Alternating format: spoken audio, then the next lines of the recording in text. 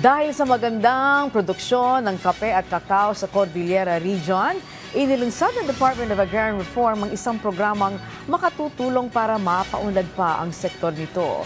Kung ano yan, alamin sa sentro ng balita ni Christine Bornolla Sabaway ng PTV Cordillera.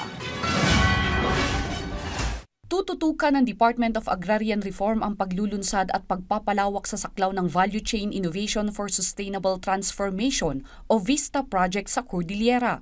Ang VISTA Project ay pagtutulungan ng National Government at International Fund for Agricultural Development para mapaunlad ang sustainable, market-driven agricultural value chain sa bansa sa pamamagitan ng pagpaprioridad sa produkto ng kape at kakao. Ayon kay DAR Secretary Conrado Estrella, hangad nila itong ilunsad simula ngayong taon sa Apayao dahil sa magandang agriculture production ng lalawigan sa kape at kakao. The first release of this VISTA program will be here in Apayao.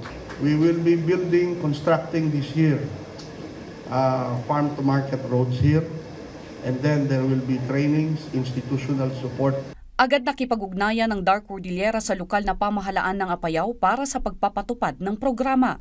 Tiwala ang ahensya na malaki ang maitutulong nito sa mga magsasaka sa Cordillera lalo na sa Apayao. Inaasahang mapapaunlad ang food security at kita ng mga magsasaka sa pamamagitan ng pagsusulong sa mga produkto ng bawat lalawigan sa Cordillera para makilala sa iba't ibang merkado sa buong bansa.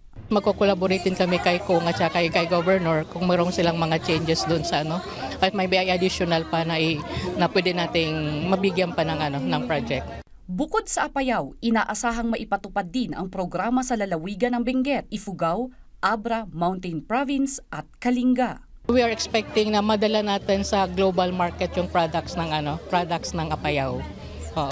With this VISTA.